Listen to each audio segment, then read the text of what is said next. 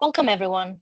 We are excited to have you join us on today's session with topic how artificial intelligence will change or is already changing the way we manage projects. AI is rapidly transforming industries, and project management is no exception. From automation tasks to enhancing decision making, AI-driven tools are reshaping how we plan, execute, and deliver projects. But while AI brings efficiency and innovation, it also raises important questions. Like, for example, how will AI impact the role of project managers? What new skills will be essential for success in an AI-driven world? How can we balance AI's potential with the human expertise that remains at the heart of project leadership? And I believe that in this session, we'll explore these real world applications of AI in project management, the evolving responsibilities of project professionals, and the key competencies needed to stay ahead in this transformation. We are honored to have Gloria Miller, an expert in AI and project management, as our speaker today. With her deep expertise, she will guide us through these critical insights and provide practical takeaways for navigating AI's impact on our profession. So before we dive into this session, let me first walk you through today's agenda. We'll start with an overview of the session structure, followed by some suggested conduct, guidelines which should ensure a smooth experience for everyone. Then I'll Maria, we briefly, just a minute. We don't see your slide, your agenda. I don't know if you are on that slide thank you. already. No, I'm not. I'm not there yet. Thank you. Then I will briefly introduce you to the PMI Germany chapter. For those who are not familiar with, who are joining for first time, they will also hear about our local group Darmstadt and giving your insight into our mission and activities. After that, I'll introduce the esteemed speaker we have today, Gloria Miller, highlighting her expertise, her contributions to AI and project management. And finally, the last 10 minutes after I hand over to Gloria and we complete with her part of the speak. We'll introduce you to the Mentimeter, where you'll have the time to give us feedback, but also some inputs of future sessions that you want to hear from us, and I'll share the PDUs. So let's see the agenda for today. We want to make sure that we are going to make the most out of our time, so we'll be staying on schedule. For the first 10 minutes, I'll be using, as I said, the brief introduction about our work in the local group Darmstadt, but what is also the work of the German chapter. Gloria will speak for 1 hour, and then the last 10 minutes we'll rate this event, the information on the next events, and the PDU. We would like, before we begin with anything, these are the housekeeping guidelines. Please keep your microphone muted during the session. Use your full name so we can accurately identify your PDUs later on. Please feel free to turn on your video if you like. I'm staying off because of bandwidth issues. Use the chat to ask questions, share comments, or you can drop your LinkedIn profile so we can network together later on. You are welcome to reach out to the speaker directly with any follow-up questions. As we discussed earlier, Gloria will have times where she can ask and she can make space for questions if anyone has anything to ask during the presentation, but we'll have time for question and answers at the end of the presentation. This session is already recorded. However, any additional recording on transcription by participants of AI bots is strictly prohibited, except by the organizers. Thank you for your cooperation, and let's see what is the PMI Germany chapter. The PMI Germany chapter is the result of a visionary effort. It unified project management professionals across the entire country. While this idea increased collaboration between chapters started early in 2014, it was finally created in 2020 that the PMI Germany chapter was established while the merger of the three existing chapters, which were PMI Southern Germany, Frankfurt, and Berlin area. Today, the PMI Germany chapter operates across 5 regions, has over 25 local groups, making it the second largest PMI chapter in EMEA region. And we are proud to have a thriving community of approximately 11,000 PMI members in Germany, including nearly 4,000 international professionals from 43 countries. All of this is supported by 150 dedicated volunteers. Our chapter is committed to empower leaders, facilitating learning, fostering networking opportunities, and driving social impact. The PMI Germany chapter has placed local groups at the heart of the community, recognizing them as the driving force behind engagement, networking, and professional growth. One great example for that is the local group Darmstadt, which serves as an English-speaking community, is the only speaking community in the Germany chapter, welcoming professionals from diverse backgrounds. The group is powered by 5 dedicated volunteers from 5 different countries, reflecting its truly international spirit. The local group Darmstadt offers 2 free online events each month, providing valuable learning opportunities and networking experiences. Since its inception, these events have attracted over 2,500 participants, with more than 60 attendees joining at least 10 times, showing strong engagement and interest. In addition to virtual events, the group organizes one face-to-face roundtable each month, creating a space for deeper discussions and personal connection in Darmstadt. To stay connected and share knowledge, local group Darmstadt also has a LinkedIn group with over 400 members now. And this group is yet another testament to how PMI Germany chapter foster collaborating, learning, and community building at the regional level. And now it's time to focus on what we're all here for. It is an absolute pleasure to introduce our distinguished speaker for this session, Gloria J. Miller, an AI and project management expert, author, and consultant with a wealth of experience in leading international projects and driving innovation in this field. Gloria is the founder and managing consultant of Maximeter, an international consultancy specializing in project management for global initiatives. Throughout her career, she had led senior leadership and consulting positions at top organizations including SAS Institute, Oracle, CDSI, Ultratech, and MCI Telecommunications, shaping strategic implementation across industries. As a pioneer in AI and project management, Gloria has dedicated her research and thought leadership to understanding the success factors, stakeholder influence, and ethical consideration in AI-driven projects. She has authored numerous studies and articles exploring how artificial intelligence is transforming project execution, governance, and decision-making.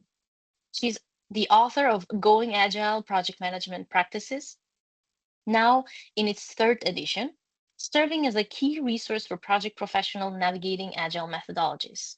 Additionally, she developed the Project Win Game, a series game designed to illustrate the differences in decision making between traditional, the waterfall, and agile project management approaches. Gloria's contribution to the industry extend beyond consulting and writing. She's an IEEE senior member and, and Computer Society distinguished contributor, actively shaping the discourse on technology, AI, and project management. She's also a certified project manager. She holds PMP and PMI ACMP, demonstrating her deep expertise in both traditional and agile project methodologies. With a doctorate and MBA in business, as well as bachelor in computer science, Gloria bridges business strategy, AI, and project management, making her a leading voice in the field. Please join me in welcoming Gloria J. Miller as she shares her expertise on how artificial intelligence is reshaping project management and what it means for the future of our profession. Gloria is on you now. Good afternoon, everyone. Can you see my slides and hear me fine? Yes. Okay, perfect. So Maria, thank you for the invitation to speak to PMI in Germany. It's quite a pleasure for me. And also thank you for that warm welcome and introduction. So I am going to cover several topics with you today, So the first is talking about the definition of AI, then project management and AI systems, how project management tasks will be impacted by AI, emerging AI competencies, and then conclusion, and hopefully we have time for discussion at the end. As Maria indicated, I have planned about an hour for the presentation. So with that, I would like to also have some interactive components. So I've designed a Mentimeter survey, which if you have your phone or your web link in your browser, you should be able to use and answer questions for us so that we can get some feeling for who's in the audience and also what you want to hear. So I have my first question, and if you see the QRC code there, you can scan that, or you can go to the website menti.com and enter the code. And the first question I would like to hear from the audience is, I've put the agenda in the question, and I'd like for you to rank the topics that most interest you in today's presentation. So if you do that, I will show you also the results so that everyone can see them. I am, during the presentation, going to keep my video off just for bandwidth reasons. And if you have questions, please put them in the chat. And at points during the presentation, I'll pause and try to answer questions as they're coming up. And as I mentioned, hopefully give room at the end of the presentation for discussion. So with that, if you don't mind going to Mentimeter and answering that first question, it would be quite helpful, and I will share the results with you. I'm turning off my camera now. Good point. Place the link in the chat. It's a very good idea, actually. Except for Victoria, if you can do that for me, that would be great, because right now all my monitors are yeah, I will do. Yeah. Okay, so we have 8 people that have responded so far. Yeah. And it looks like the most interesting topic is going back and forth between tasks and competencies right now. I think there are about 25 people that are in the presentation. So when it gets around 18 people or so, then I think I'll go ahead and move on. I'll summarize and then move on. So we're up to 13. Looks like it's mostly the tasks and systems that are of interest to people. This will also help me to gauge how much time to spend on each topic. So it's quite helpful input. We're up to 14. Couple more would be helpful. So 14 so far. I think some people are traveling and not at their computer. So let me go ahead and summarize with the 14 people that have contributed, and then we'll move back into the presentation. So it sounds like most people are interested in how the tasks are going to change in project management as a first point. Then second, the systems that are affecting us in the project management community, and then after that, the competencies. So I will try to judge my time and spend it according to that feedback that you have provided.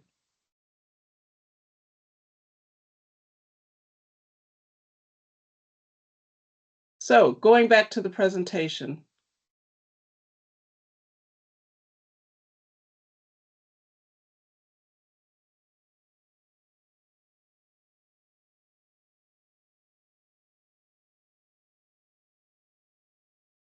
Okay, so definition. The reason the definition is important is because of how I plan to approach the topic. And I think there are lots of different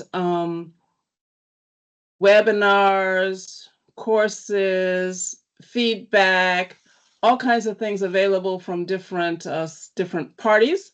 And I wanted to focus specifically on the content of the projects, what it means to us as project managers. So as Maria mentioned, my day job is project management. We focus on AI, analytics, data warehousing, business intelligence projects. So that's where I have experience in these kinds of projects, implementing these kinds of systems for companies. And based on that, also trying to understand as a project manager what all this means to me. So the focus is on how really our job is going to change.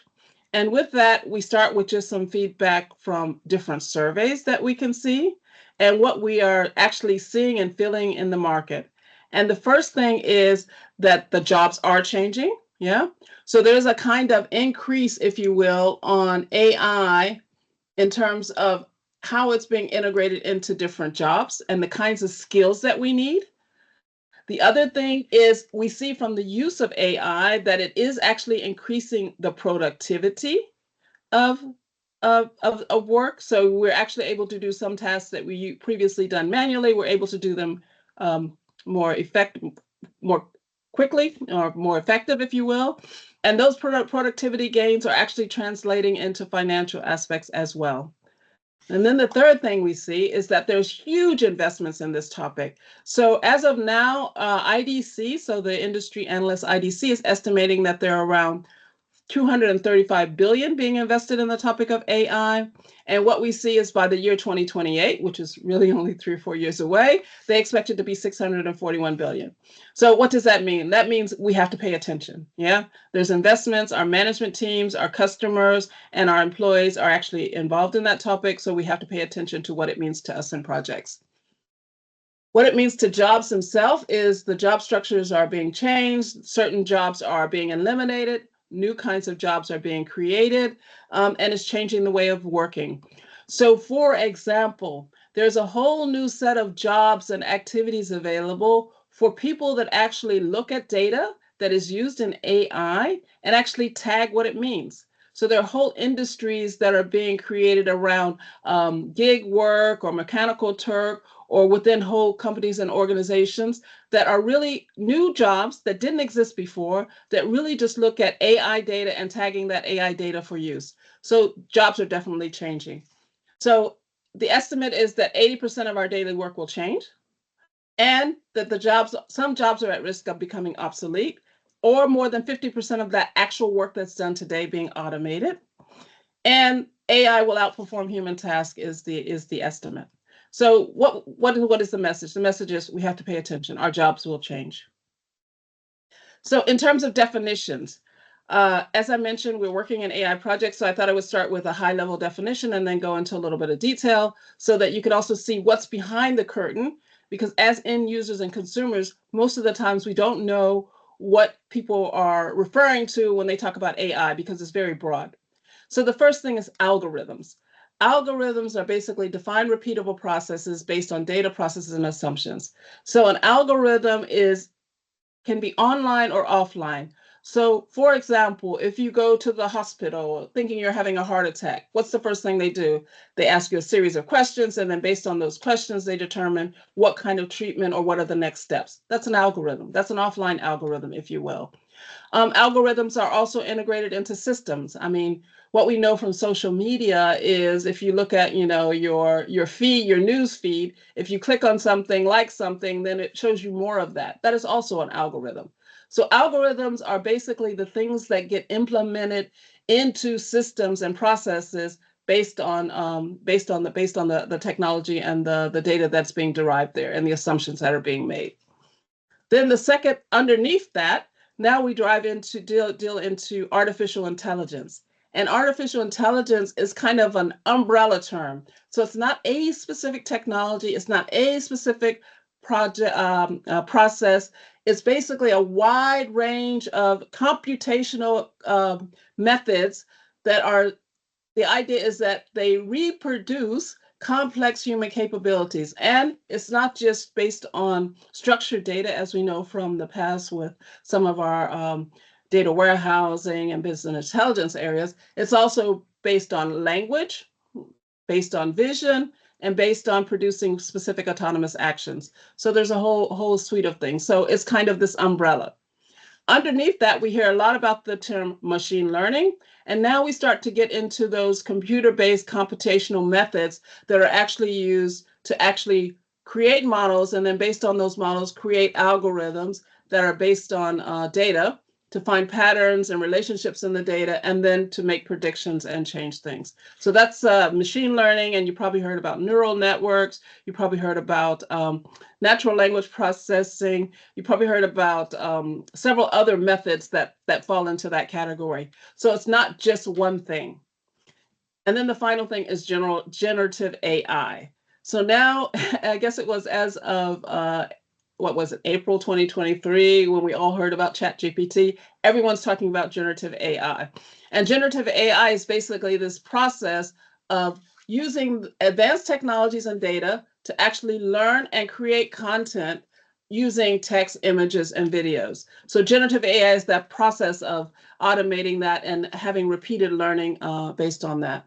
And what we know from something like ChatGPT is that it was trained on massive amounts of data from the internet, massive amounts of data that was reflecting in how we do dialogues, how the content of what we have in terms of knowledge.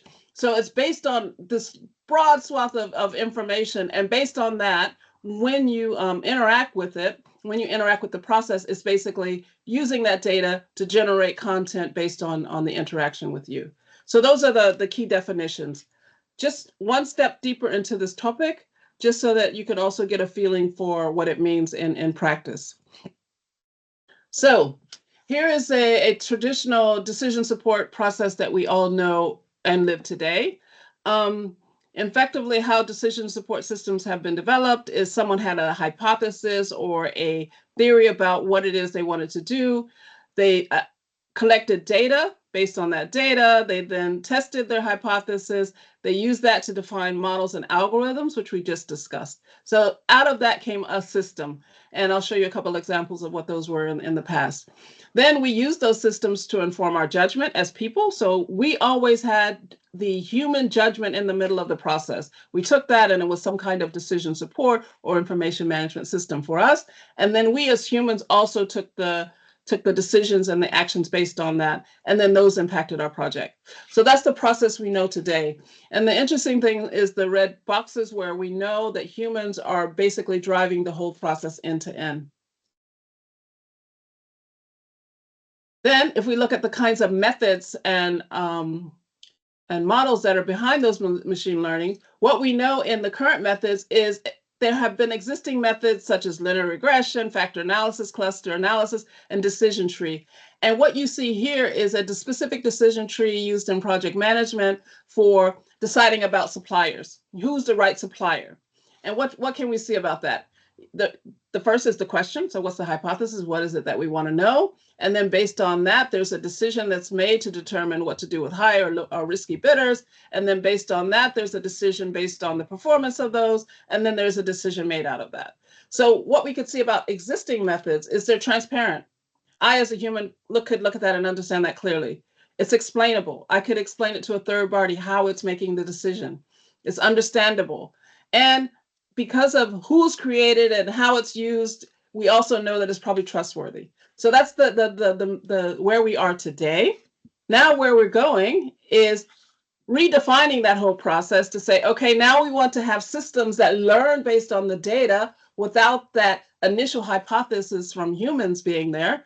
So you notice that box is missing. And then having this complete learning process between the models and the data. And also that process feeding back based on what we actually do in real life. So even today, even though there are artificial intelligence systems that are there, they are learning from themselves and learning from each other. And we today still get to use human judgment. Yeah, and we get to take the actions and we get to impact our projects. So we're still kind of in a decision support mode, meaning those systems, even though they're driving and learning their own intelligence, we still are driving the judgment and the actions. So now we start to get into different kinds of machine learning methods that are maybe not so transparent. And what you see here is an artificial neural network as an example. And this was a case where basically the idea was to be able to predict the estimates for what was the right contractor for an engineering process. Yeah. What they did is they put in 132 variables as the input. It did some stuff. There were lots of hidden layers, and then it gave an estimate. Nobody understood from the 132 variables that were put in, what were the important variables? How did it decide? What was the actual prediction for that estimate? Yeah. So this applies to things, some of those learning methods that I mentioned, like natural language processing, deep learning, artificial neural nets, and large language models. That's basically how they work. They take hundreds or billions of inputs, they do their processing, and then they provide us with the output. So what can we say about this? We could say that it's not transparent how you went from 132 to the estimate. I, as a project manager, could not explain how it got to its decision. It's kind of a black box, if you will. So these hidden layers are this black box that are there. And then the question becomes, who's accountable for if this prediction is correct? Am I, as the project manager, accountable, even though I have no idea how it came up with the solution? Or is the developer accountable? So there's this kind of, if you will, what we call a moral buffer, meaning we think the system is perfect and it should provide us with the right answer. And the people developing the system think the users should actually use their judgment and their evaluation and their expertise to determine if it's right, if it's the right answer. So we have this kind of buffer where nobody's really accountable.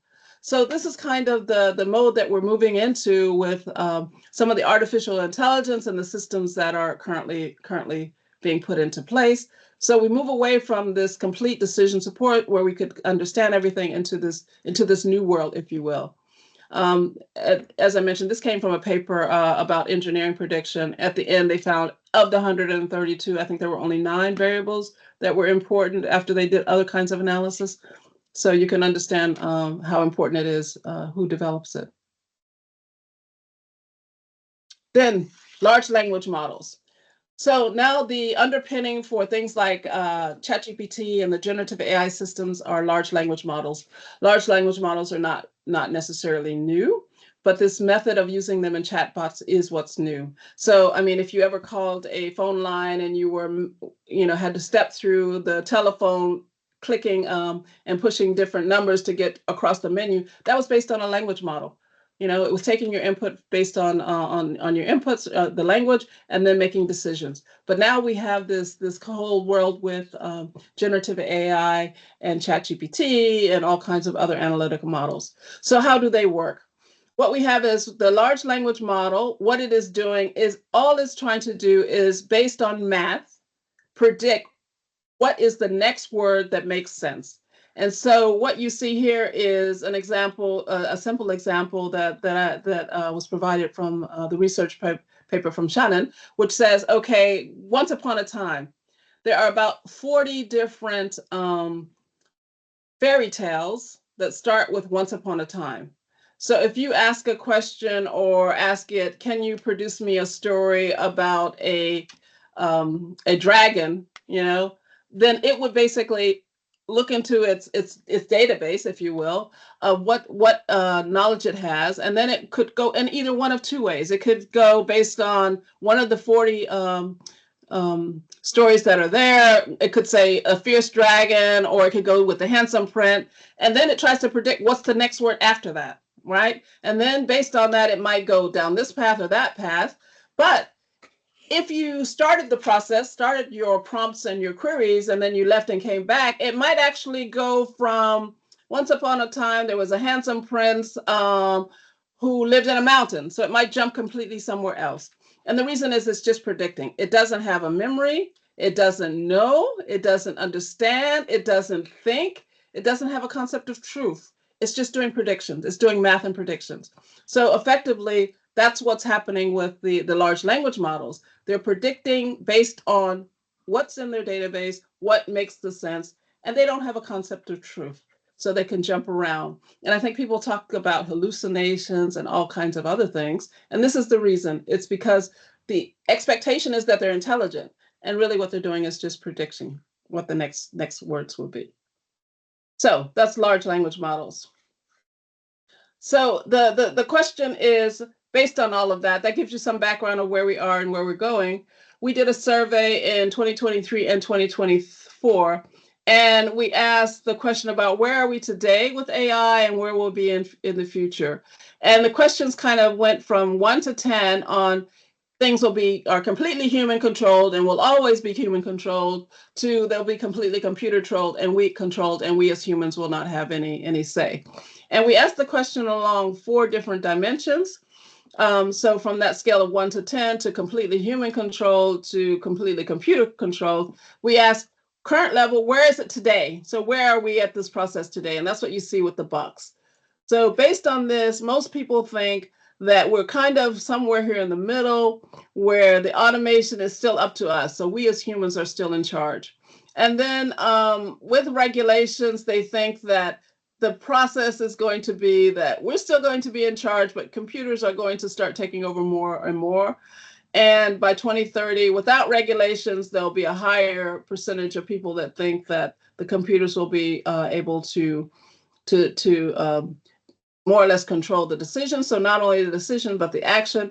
And then most people, where are you comfortable? So I think we're all a little bit comfortable with the evolution of technology, but at the same time, we're kind of a little bit skeptical. So 10 here is that the computer makes all the decisions and acts without even giving us a chance to respond. So in reality, I think we're somewhere around here. So I think that's about right. And in terms of where we are today. So let's wrap this section up on the definitions of where we are. So same diagram, we now have artificial intelligence systems, and we've removed that human bucket that did the initial hypothesis. A box is missing. Yeah, so before we had complete human judgment, now we still have humans in the process and we get to act, okay? The question is about the judgment itself.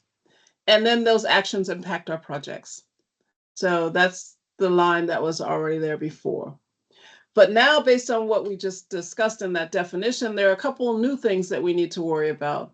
One is all of these systems work based on data, yeah? So effectively, now this whole aspect of project digital assets. So if you imagine in your projects, you do a plan, it has an initial estimate, then you do the project, and the reality is not necessarily following the plan. And then at the end of the plan, do you actually take all of your documents and your estimates and revise them and store them somewhere so that they're used the next time? Or do we start with the initial estimate that was wrong? So now we have a whole new process here that we need to worry about if we're going to start using data as for our decisions, and that is managing our digital assets and making sure they're feeding into the data.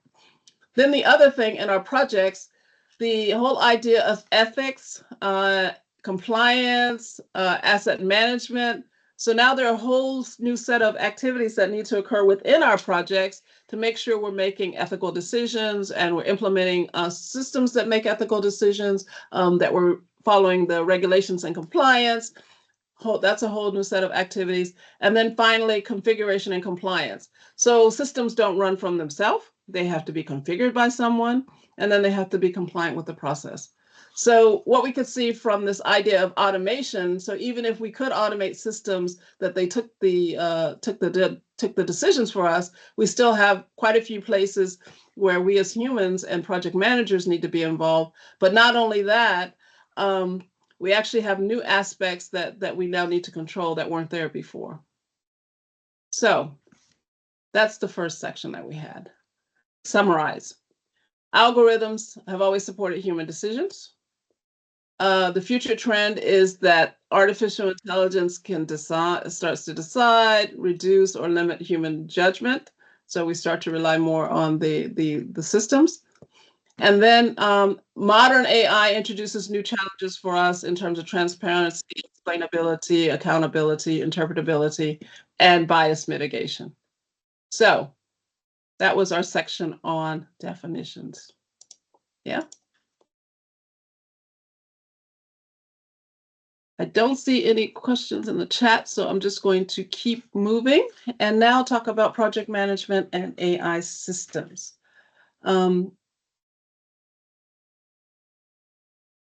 Okay, so we come to a second question for our Mentimeter.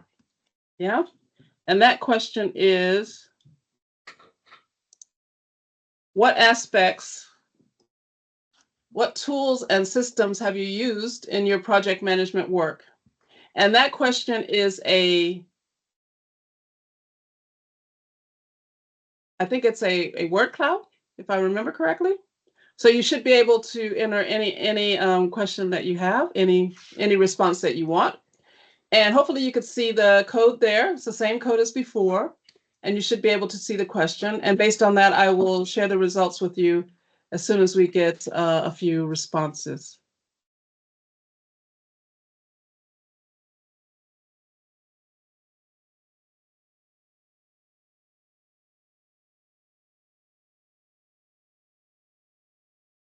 So I see lots of chatbots, lots of generative AI. I'm not sure I know what Claude is. So maybe at the end, someone can explain that to me.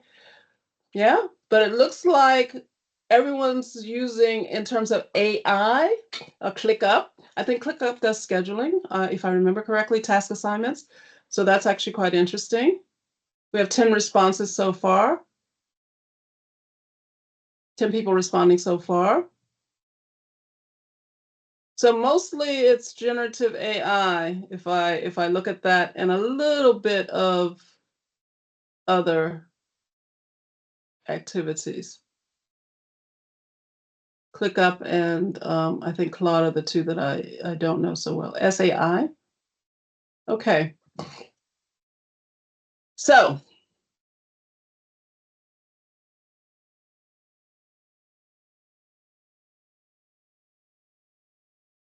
let's move on and discuss this topic. We'll start with the topic of generative AI. So there's a simple test that you can do. And this was proposed by Ben Freiberg. He does a lot of research and work on mega projects, so projects that are multi-billion dollars. And he wrote an article about AI as artificial ignorance.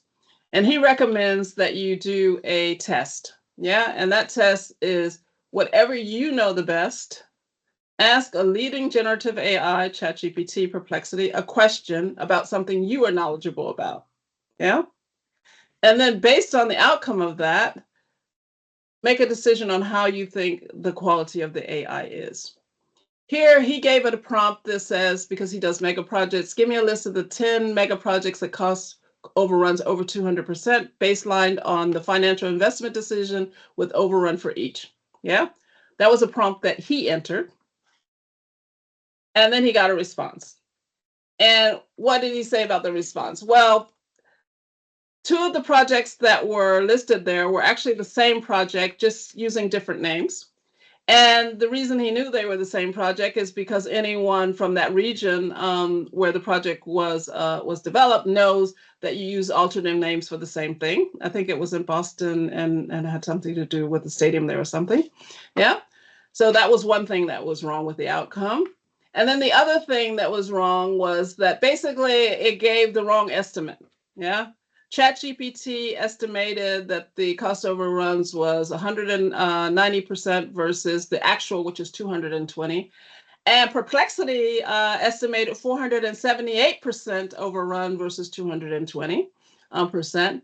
And then he also tried to dig into, well, why is 478 seems like it's a lot? Did it do some kind of rough calculation and try to forecast the cost of money increase? And the answer was no, it did not. Yeah, so it was just basically wrong.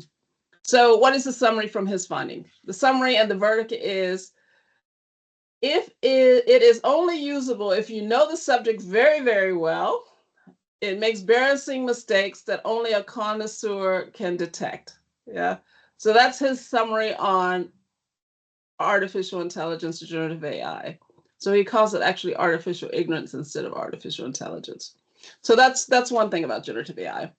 And then the second area of using generative AI in project management was a study of using ChatGPT in planning a beauty finding application, a web-based application.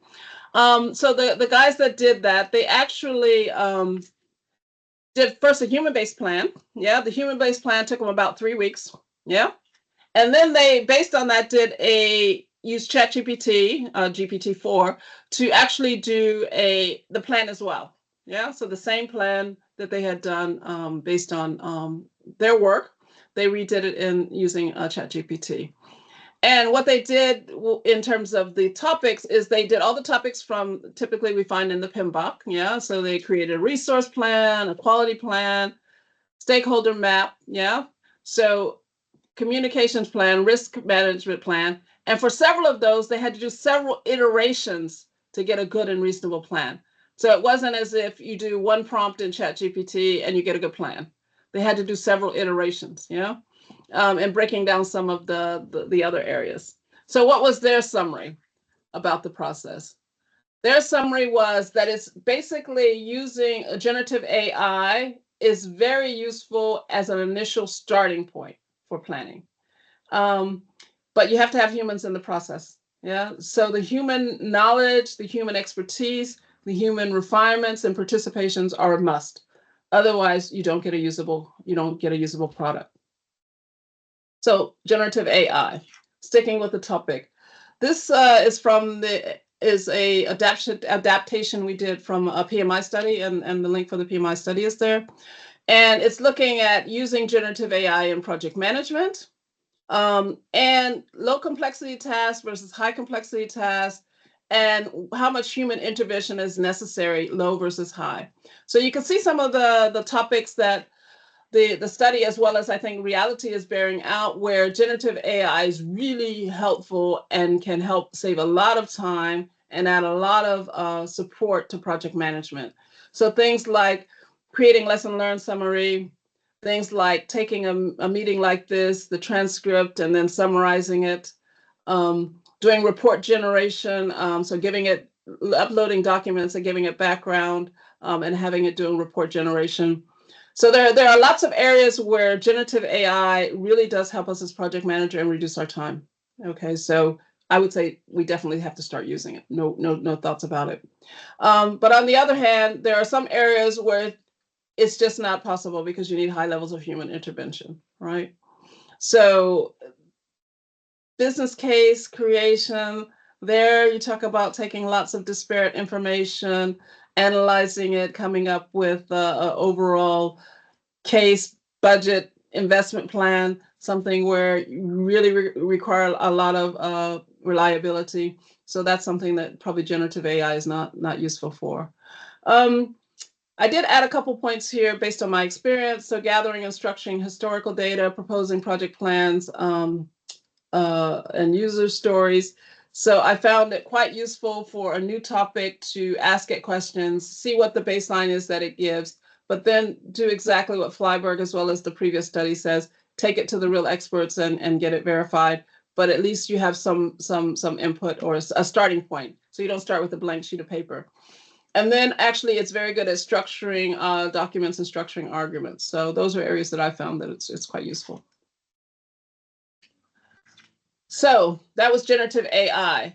Now stepping back into other kinds of machine learning methods instead of just generative AI, there's virtual assistants that are available, other methods, neural networks, natural language processing, and decision support. So what you see here is you see all of the subject areas in the first column from our PMBOK, and you see some example use cases that we could find of how those methods are being integrated into project management processes. So what's the summary? So not to read the whole thing, is that basically there are lots of areas. So basically all of the areas have some kind of automation and some kind of analytics already integrated or available for us as project managers to use. Some of the newer methods and new techniques are becoming more integrated and useful, but the summary is that machine learning and AI methods are already being integrated into project management processes and are available for us. And coming to a summary of project management systems and tools that are already out there, you could actually see it already in existence. And what I didn't see in the list of places that you guys were using AI was most of these. Most of you mentioned ChatGPT. We've talked a lot about that, so I don't have to talk about that anymore. It's good for brainstorming ideas, trying to automate certain tasks, etc. Similar with Copilot, I think it's also a little bit more handy in terms of being integrated into Microsoft, but I think not as rich and strong. But then we have the other kinds of systems that we're also using on a day-to-day basis in projects. Most of the projects that I do have some degree of user stories, so some kind of agile methods, if you will, user stories, epics, etc. So I've used Asana, Jira, and Monday, and those kinds of systems are now integrating that they do some kind of task automation for you, helping with scheduling activities, helping with identifying people and roles that can go together in your projects. So effectively, it's being so those methods are being integrated there.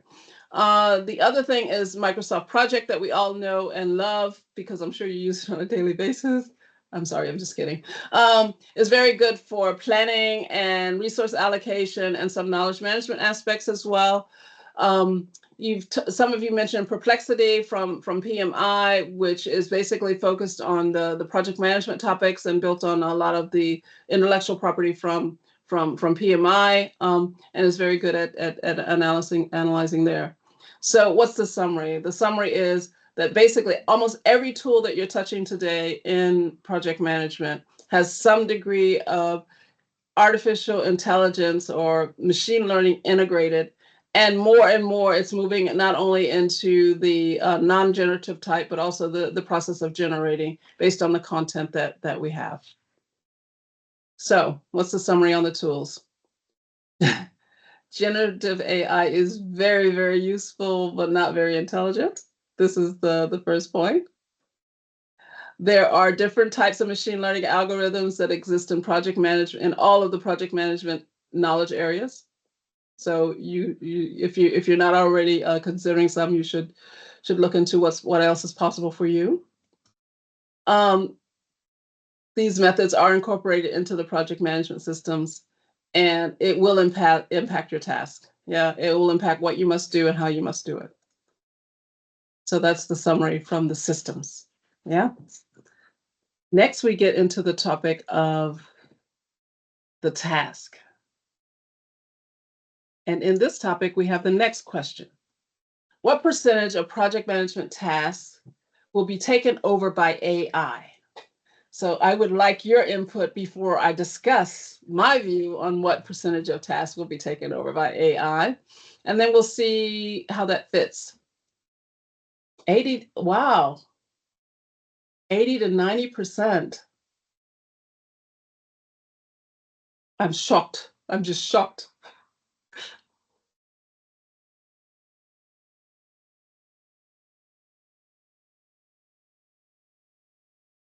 We have about 9 people that have responded so far.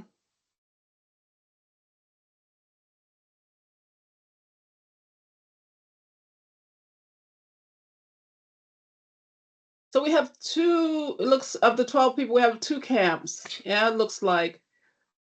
Less than 41%, also less than 50%, I think is feeling a little bit like the majority. Yeah. Only 81 to 90%, and I'd be interested in the discussion who has that view after we finish. But looks like the majority is saying more or less than 50%. Yeah.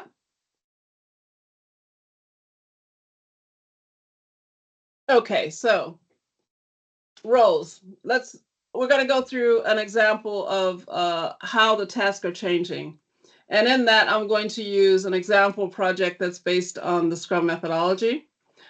Scrum is an agile methodology. Hopefully everyone knows that. And if you don't, I'm more than happy to discuss that further after the session. So we'll consider the roles. It has time boxes, so you have these fixed points. It has communication. It has change process. All these things are integrated into the methodology. The roles defined by Scrum include the product owner, who manages the scope, coordinates with other stakeholders according to the formal definition. I think we all think reality might be a little bit different, but this is what the method says. There's an agile coach. The coach coaches the team and applies the Scrum process. And then there's the team. The team should be self-organizing. They should organize their work activities themselves. They should do estimates and do group level estimates. And the team should include all the roles necessary to produce a working product. So that's the formal part of Scrum. What we also know, though, is there's also a project manager, even if it's the director or the sponsor of the project, that's managing the overall activities. So those are the roles. In our example project, we have the roles that we just mentioned. There's the project manager, the product owner, project team, agile coach, and there's some activities that are shared across roles. So looking at our table, we have the same subject areas on the left from the PMBOK, the integration, the previous version. I guess the new version's coming out soon. I think this was based on the updated from the 2020, started I think in the 2013, updated from the 21. But in any case, these are the subject areas that we know from the PMBOK. Each one of these is a task in the PMBOK. So develop the project charter, direct, control the project work, collect lessons. So these are different tasks that are associated with those subject areas. And if you count them, they're about 32 tasks. Yeah. So if you just count them, the color coding here kind of fits with if you're doing an agile Scrum project, who the method says should be owning that task. So for example, the red here, develop charter, collect lessons. Product owner is now supposed to be doing that. The product owner is supposed to be defining and controlling the scope. Yeah. The project team themselves is supposed to take over certain activities in terms of managing their own activities, estimating durations. Yeah. The agile coach is supposed to help and develop the team. And then the rest, the black, are project management activities. So there are 32 tasks that are there, and some are shared, which is why there's an asterisk. So this is the current state. Yeah. And just to support it, it's based on a study that we did in 2020. So we actually took a survey and did analysis on who's doing what in a project and came to the conclusion that the project manager is still needed. And these are the things that the project manager does. Yeah. So that's what you see here in this chart. Then the next step, same slide with all the activities missing that didn't have anything to do with the project manager. So if we take away all the things that are not project management activities in those Scrum or Agile projects, then we come down to basically 22 tasks. Yeah, so that are now the responsibility of the project manager. So that's 69% of the activities. Yeah, that were previously there. So if we talk about, and we haven't talked about AI yet, we've only talked so far about the evolution of project management in this Agile world. Now, if we add an AI platform, so I've added that, that's now the green box. There are about 50 of the things that I showed you in the previous slide. There are estimating resources that we can now use artificial intelligence for, helping develop the schedule, estimating cost, identifying risk, more or less in terms of risk registers and things like that, doing some activities around the procurements themselves in terms of administration, distributing information, and helping with the supplier selection. So now we have activities that theoretically an AI platform could take over and take away from a project manager, in addition to those that were previously done by the team. But here comes the but. But now all of a sudden we also have additional things that weren't there before that we now need to do, which I showed you in the beginning. So first, there's digital assets. There's a whole set of activities now around managing the project artifacts, making sure that the learnings in terms of data and information that we had before is stored and retrieved and verified, and that it's compliant, because you have personal data requirements in Europe, GDPR, et cetera, that you have to worry about. So there's a whole new set of activities there around data quality and data availability that project managers need to concern themselves with. Then there is the systems themselves. I think I mentioned it. AI systems don't run on their own. They have to be selected. They have to be integrated into the workflow. They have to be configured based on the context of what you're doing. So not every project is the same. So there are certain aspects that work well in certain kinds of projects and others that don't. So you need to configure those systems so that effectively they meet your project and the kind of work that you're doing. You have to be able to interpret the results, as shown in the examples on generative AI. It's producing results, and your knowledge of the output is relevant and important in terms of determining if it's applicable, if it's correct, if it's reliable for what it is that you want to do. The other thing is, as mentioned, is a lot of this is being done in a black box, so you have to root cause analysis where it's coming from. And then also this whole idea of prompt engineering. So the way you ask the question in in these generative AI systems also has an impact on the way that you get the output. And when you ask the question and what stream of consciousness stream you're using with the system. So there's a whole set of workshops, learnings, methods, activities you need to do to learn how to use those systems effectively. These things didn't exist before. So these are now new activities that we have to worry about as project managers. Then the other side of it is ethics and compliance. So ethics, when we talk about ethics, I think most people think about bias, but there are all kinds of other areas of ethics that are important. So for example, if you're actually doing and implementing AI projects, which is our area where we work, then there's a whole set of activities around how you get the data, what you do with the data, how you manage the data. Is it sufficient for what it is you're trying to perform? So as an example, I mean, if you use the US postal code as an example to actually query and find people that you want to be able to offer credit to, that has implications behind it because postal codes kind of belong to a geographical area. Certain geographical areas have different economic outcomes as others. So now it was something that wasn't intended to be biased, but was biased because of the source of the data, as an example. We have other examples like I think it was Amazon that actually built an AI system for recruiting and hiring. And the data that they used for that system was based on historical trends in the company where they in the past had not hired women, had not used women. So effectively the data itself had its bias in it, which meant that when they were using it, it excluded women from being hired based on certain patterns in the CVs and profiles of women, like the names of schools they went to, the women's college, etc. So there's a whole set of activities around ethics to ensure that you do not harm harm people or the environment.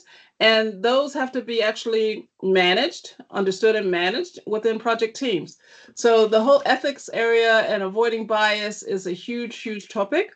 If we're now talking about AI systems, and this task was, I would say, kind of not important to us as project managers before. We worried about our own ethics and that we were making good decisions, but now we have to worry about the whole environment behind us, the people that are working for us, which is also why this area of whistleblower and ombudsmen come in, because depending on the kind of system that you're building, people may have certain kind of feelings about what the system is being used for. And they may not want to participate in that. And therefore, who do they go to and complain to? You need kind of a process that allows people to voice their concerns. So the whole ethics and compliance topic is a huge topic that is new and evolving when we talk about AI. And then the last area is regulatory compliance. So we all in Europe know about the General Data Protection Act that's already been in existence. It has a couple clauses in it that are specifically related to AI.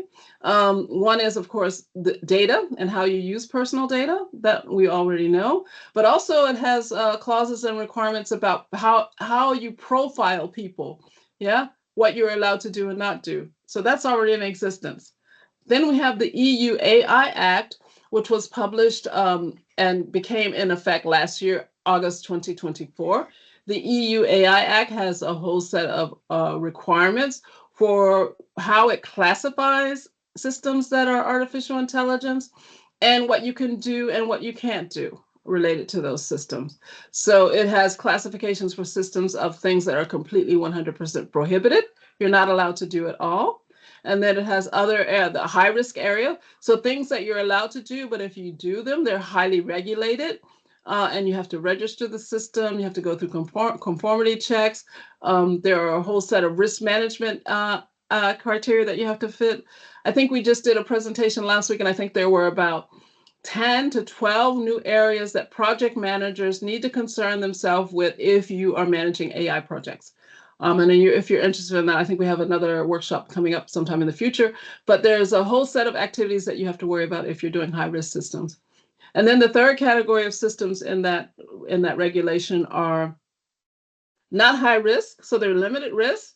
But then the regulation requires certain transparency requirements. It requires that you kind of disclose where you got the data, disclose that to people that the system is being used. So technical documentation so that you automatically log and track certain things. So even for the limited risk systems, there's requirements under that regulation. And then finally, there's systems that have no risk at all. So those are under the EU AI Act and then GDPR. And then DORA is specific to the financial industry, or regulations around, again, tracking of information, what you can and can't do with open source. So the point being, if you're a project manager and you're now into this AI area, there are 4 completely new areas that probably you didn't worry about in the past that are now part of your projects and that you need to concern yourself with. On one side, how you manage digital assets and use the systems, and on the other side, how your project is dealing with ethics and regulations and compliance. So coming back to this diagram, yeah? So trying to put that back in context, this is exactly the same diagram you saw before, yeah? So we have the AI system, we now can take the actions, they impact our project, same as before. Now introducing all those items that I just discussed are now integrated into your project. So you need to worry about ethics, compliance, digital asset management, etc. New activities in your projects. You need to worry about the digital assets and that they get integrated into the AI system, right? You need to worry about configuring and compliance of the system so that it fits your project. So those are new activities that didn't exist before. So back to this diagram. So we had the items that we had before that were there under the previous version, but now we have 2 whole new subject areas. And I think the subject areas are picked up in the latest ISO standard, ISO project management standard. At least there's a whole section on document management. But this whole ethics and compliance area, I think, is not flushed out enough on any of our standards that we have for project management, or it may be about to be. So this whole idea of on the planning side of the project, identifying the digital assets that you need, configuring and the AI system and the context, and verifying sources of information. And then on the execution and monitoring side, being able to store, retrieve that information, verifying sources, maintaining and managing compliance, interpreting the results of the systems. As mentioned before, you have to have a lot of expertise in that. And then on the ethics, establishing an ethics framework, compliance standards, and any kind of ethics training that is needed for your project. And then on the execution and monitoring, ensuring compliance with the regulation, avoiding any kind of biases or ethical issues, and then applying the standards. So now there are basically 19 tasks. So before we went down, now we're going back up. So we now have more activities that we need to do. So I think that more or less 60% of the things that we used to do, we now need to do 47% of those, plus adding the new tasks. So I think we're more on the side of less project management activities will be taken over by AI. So this is what you said before, yeah? Now I ask you the same question again. After that presentation, what percentage of tasks do you think will be taken over by AI after hearing that presentation? Gloria, just suggest you maybe you can give us a few more minutes to ask the question, because it sometimes it takes a little bit to go into the Mentimeter. Okay. Did you put the link in the? I saw you put the. Yes, I did. Okay. Yes. Yeah. But still, sometimes it takes a little. All right. So then I'll wait a little longer this time, and I'm very interested because to see if you changed your mind or if we basically end up with the same trend as before.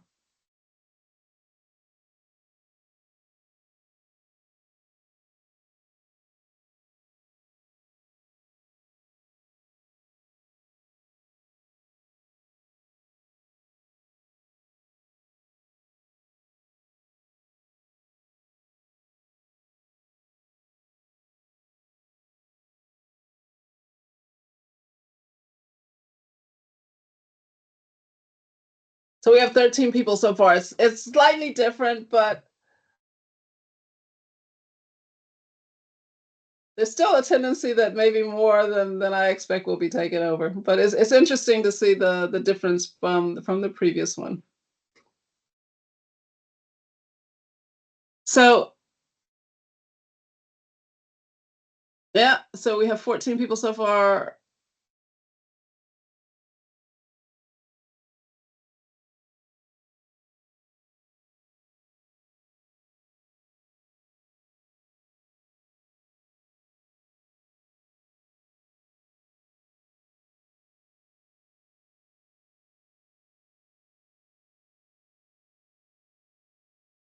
Okay, so we have about 15 people that have responded. So I'll keep the question up.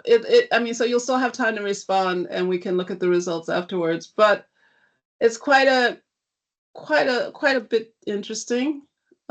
Before it was a little bit like this. So this is the previous question 3, yeah, and there was a tendency that more would be taken over, and now it's a little bit less. So I think I'm agreeing with these latest results. They're consistent with what I just mentioned. That maybe there's some AI activities that are taken over, but in reality, we now have a lot more work as project managers. So, so what is the message? About 47% will not be migrated at all. So I think we're still secure with our jobs. So that's the interesting thing. We have new tasks, at least 4 new areas. It's not just 4 new tasks, 4 new areas of managing assets and compliance and ethical practices that we didn't have to do before. And just on that point, I think the EU, European Union AI, artificial intelligence actually has a requirement that for AI literacy, and starting in February 2025. So this year, there was already a requirement that anyone working in that area as a developer, so in the development organization or the organization using and deploying the systems, had to have the right level of knowledge and expertise provided to people. So that's that. And then I think PMs are still required. So this is the point. We are required and will be continue to be required for the majority of the PM task. So I think the project management activities are still relevant. Okay, so now we're coming to the last section of the presentation. Emerging competencies. So the need for reskilling. So what we see is that first, on one hand, from the PMI studies, that people are effectively saying that the skills are essential. This is what we're hearing from PMI. They say that the AI skills are essential, 60%, and that people have yet to be offered training on on artificial intelligence. So effectively, we need the skills, but we're not being trained. Boston Consulting Group, on the other hand, is saying, well, okay, now these are the things that people are saying they need the training in. So these are where they have a lack. So they need more time and they need more training to learn about the topic. They don't know what it is. They don't have the sufficient time to learn it, and they don't trust the tool enough. So this is effectively also a thing. So we need training. We're not getting enough. And then on the other side, that there's a lack of skills on one hand from the implementation. So lack of talent, and there are barriers to implementing these techniques, 42%. And then management, so executive teams and management also are lacking the training and have no confidence in the systems. So let's just say the message is the need is there. Yeah, everyone sees that the trends are going towards AI. However, the need for reskilling has not kept up with the demand, or the actual actions of for training and learning have not kept up with the demand. So key AI project management skills and competencies. I think we've discussed a lot of them already. So here's just a summary of what we see as the topics. And we put them in 2 buckets. So on one hand, there's strategic and governance kinds of issues. And then on the other hand, there are technical and functional kinds of issues that are relevant there. And so just wrapping up in the hitting a couple of them and not all. So let's start over here with technical and functional. Data literacy, data asset management. I talked a lot about that when I talked about how it's changing. So the fact that we need to be able to use the data and rely on the data that's available in the systems for making decisions, and understanding what the data is and what it means. So there's this whole new category of data literacy. AI decision-making and critical thinking is another area. We talked about prompt engineering and tool proficiency. I think those are self-evident in terms of what we need. But the decision-making and critical thinking are also quite important. In the example of the test of using generative AI, asking it a question that that you're knowledgeable about. So now all of a sudden, instead of just taking results and outputs without critically thinking through them and what they mean, we now have a whole new set of requirements to think critically about the data and the information that we're getting. We can't take it as truth. It's not 100% transparent where it's coming from. So this whole decision-making model has to change, and the way that decisions are made. So that's the second area. Then moving over to the strategic and governance, the whole is the leadership and the lifecycle management. If you look at the flow of how projects are changing and the way that we are using tools in project management, that's the life cycle we went over today. But there's a whole nother set of life cycle about the way that we develop these systems. So understanding how all the pieces fit together in terms of data, in terms of the models, in terms of what it means to the different kinds of stakeholders that are impacted by the systems. So the leadership skills that we need now affect knowing the end-to-end process of how the systems are designed, developed, and used, right? So the whole leadership ability is that we need as project managers is a bit broader than it was before. So it's not just administering projects or only doing the planning around a specific project. It's also understanding the interfaces to that project. We've talked a lot already about ethical AI understanding and regulatory knowledge. And then the final thing is communication, stakeholder management, change management. So effectively, rather than just stakeholders, people that are interested in our projects and our stakeholders in our project, we now have a whole set of passive, what we call passive stakeholders. So people that are not impacted directly by the project, but are impacted by the outcome of the project. So in the example of Amazon using AI for its hiring, well, the people that actually did the interviewing and didn't get jobs were impacted. They were passive stakeholders. And so now in the life cycle management and understanding how these systems fit together, we now need to think more broadly about communication strategies with passive stakeholders, non-stakeholders, wider groups, than we did before, because before, at least me personally, was mostly only interested in people that affected my project and that could help me with my project, or that I had to get on board to make my project successful. But now I need to worry more about people that could potentially be impacted, but by the system or the outcome. So the whole stakeholder area is changing. Then the change management aspect. So not only do we talk about the project itself changing, but the interfaces in the organization also have to change. I mean, if we talk about whistleblowers or ombudsmen, that's a whole organizational unit now that potentially was never involved in your projects before, that you somehow have to integrate, or they have to change as well. Similar with compliance, understanding how compliance and the regulations and what you need to do in your project, how does that affect the rest of the organization? I mentioned the 10 or 12 areas that the EU AI Act says, that's going to change the way we as project managers work, but that's also going to change the rest of the organization.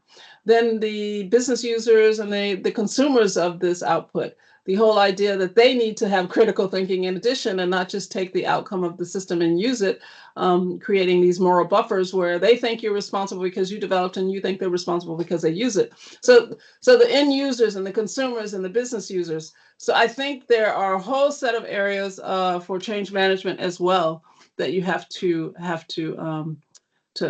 focus on. So I think the competencies and the skills that we need are the ones we had before, and now we've added a whole set and suite in addition. So reskilling is fundamental. That's basically the summary from that conversation. And the competencies and skills that you need are specific to AI and what it means. So that's the presentation. There are 4 open source, open access articles that we've published on the topic of managing AI projects.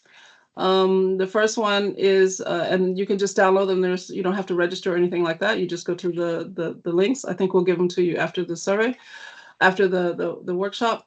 The first one is on the success factors for AI projects. The second is on identifying stakeholders for AI projects. The third is on accountability in AI projects. And then the fourth and final one is on a framework for managing AI projects. So that's just some articles that you can download and use for your practices. So project management tasks are being automated by AI. It's a statement of fact, yeah? But human judgment is still required. And we as project managers now have a shift in skills and professionalism to completely new practices that we didn't worry about before. So this whole idea of being responsible for the models that are in the systems, parameterizing them, the problem solving is one area. And then the ability to be able to lead and the interpersonal communications that we need for managing all kinds of interfaces and stakeholders in our projects, and then keeping that holistic view of the project and managing the digital assets and ensuring compliance. So that's the presentation. I think we have one last interactive question about, is there anything else you would like to know from us? Because I will turn it back to Maria, who I think is going to ask the question in a much broader sense of what do you want to know from PMI, yeah? So thank you for your participation, and that is my presentation.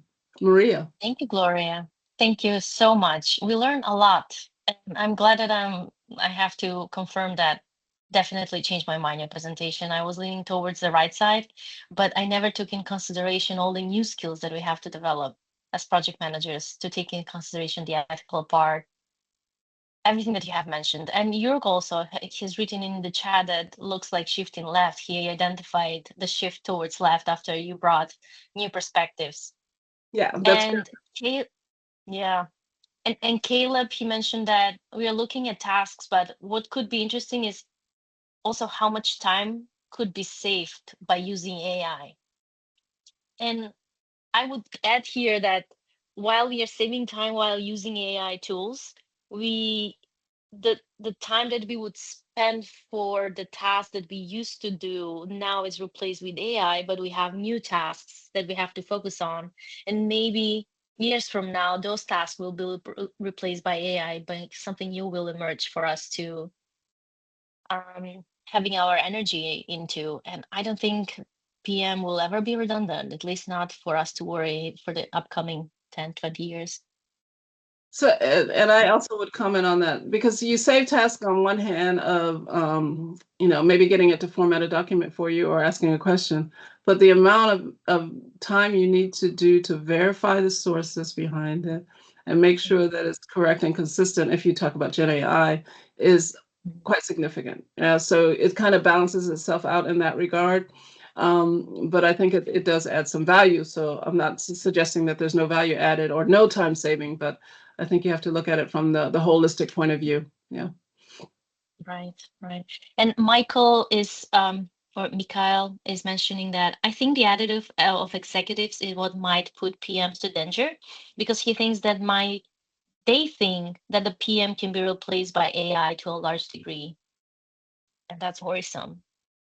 I'd like to comment on that. So I was at a conference in Serbia last year, and there was an executive from Bank Intesa, one of the Italian banks that happens to be in Serbia, and that's exactly their thought process. That basically they're doing a lot of investments in basically getting people to understand AI and Gen AI, and that's where they're hiring. And effectively now they can start reducing staff in other areas. So I think you do have to worry about that, because the perception is quite a bit that AI will save the world, which I think we also had that for other systems and other ideas. For example, I went to school for computer science in the 80s, and by the 90s, it was all going to be replaced by case development. So the reality is going to be completely different. I think the point is the education and the literacy that management needs. We need to also take that into consideration in our projects so they understand clearly the limitations. Yeah. And I think the test and the example of what Flyberg did of, just getting a system to ask a question that you know a lot about will also teach our managers and our executives that how far the systems are away from being completely reliable. So Michelle, I would tend to agree that we have to worry about that, and we probably should take some steps to educate them as well. Yeah, fair. And Imran is saying that the topic of leadership in this domain is very interesting. AI and human behavior will be combined, and so much to explore here, I feel. AI and human behavior. I didn't quite catch that 100%. What was meant by that? Can you give me an example of what you mean? Maybe, Imran, you can turn on your mic and join our conversation.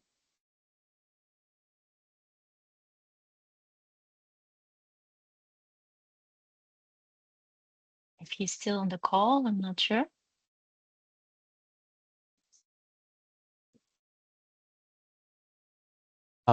I hope you can hear me. Yes, we hear you. This is Imran. Yeah, thanks for giving me the chance to ask the question. So basically, I was trying to express that there is a combination of the AI, the technology here, and the aspect of leadership or the behavioral aspect in human leadership or the leadership theories that we have. So that's a new dimension where we are trying to combine, or maybe we should combine, the leadership aspect and the AI aspect. So that is something new to me, and that is what I was trying to express. I think it could be an interesting area. I had not explored that at all, so I'd be interested in what you find out. That's not an area that I've explored in that context. Only because I'm very technical, so I'm thinking about AI for what it really is. And basically, in most cases, it feels to me like AI is math. It's just math and computers, math and computers. So I never think about it in human or behavioral terms because it's so far away from that. So I think the whole idea of human decision making, yeah, and computer decision making, the rationality is completely different. So from this point of view, it'd be interesting to see how that evolves in that area, because it's not an area that I thought a lot about. Sure, we can definitely have a chat about this, and I can reach out to you if you're open to it and if you're interested. Yeah, so it'll be good to chat if you're open to it. Thanks, Gloria, anyway, for this amazing workshop, this webinar. This is fantastic. Thank you. And Michael is thanking you for your comment, Gloria, and he says that while we were training the executives in PM, now we need to train them in AI. A constant struggle, continuously learning. And Natasha, sorry, yes. Go ahead, no, please. Natasha is thanking you as well for the presentation, and she wants to know what areas do you think we as project managers should focus when it comes to AI literacy? So I think that there are several domains there that you have to focus on from this. Hello, welcome, Natasha. By the way, I think I know Natasha for sure. Need to focus on from a project management point. If we start at the beginning, so the first is the life cycle. What is an AI project, and how does the regulations and how do the regulations fit on that? So this is the first thing. What is the life cycle of an AI system? What does it mean when we talk about the data? What does it mean when we talk about the models? Some of the new jobs that I mentioned, how do they all fit together? So there's this whole life cycle component you need to worry about. And then once you break that down, then there are 4 or 5 areas where we have different success factors and criteria that we previously may or may not have focused on in a project that we now need to worry about. I've mentioned one of them to you already, and that is stakeholders, how we deal with passive stakeholders. So those people that are not going to affect us in our project, or not going to impact our project or have any direct influence there, but that are going to be affected by the outcome of what we do. So this whole idea of stakeholders and how we deal with stakeholders, how do we identify them, how do we communicate with them? So there's a whole area around that. And then there's a whole area around the systems themselves and how they interact with with the internal functioning. So the things that we talked about at the beginning, like transparency, accountability, this whole set of items of how those kind of projects and those kind of systems are built and what it means. So the whole product quality, accuracy, consistency. So there's a whole set of activities there. And then there's a set of activities around usage. So how people actually use them and what they need to worry about, because you now need people that can interpret these outcomes. What are the kinds of things they need to know? You have this whole area where you have to log and track decisions and how they're made. So there's a whole usage component there. And then intellectual property is a huge topic now, because AI, we talk about the models that we build, the algorithms that we build, the whole intellectual property, and how do you retain that on one hand, but on the other hand, how do you be completely transparent?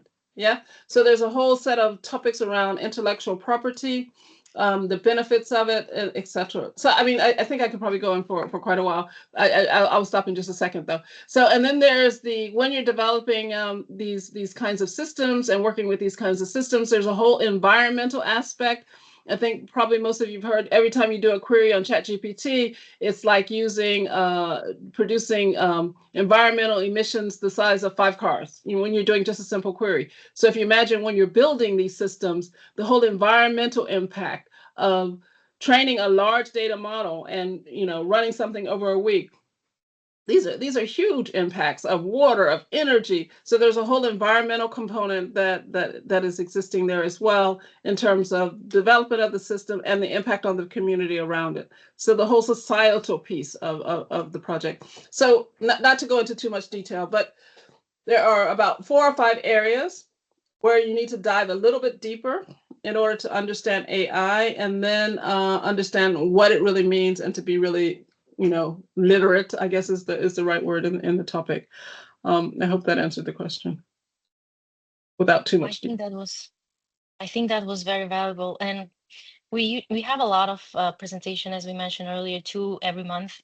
But I think this is the one that I will definitely revisit again, because so much knowledge has been shared within this pack within an hour. Thank you very much, Gloria. You're welcome. It's very valuable. Thank you. I now invite you, everyone. Yes. I just said thank you. Sorry, I didn't hear that. I now invite you, everyone, to visit our Menti survey. And if you're already on Mentimeter, this is the code that you can access our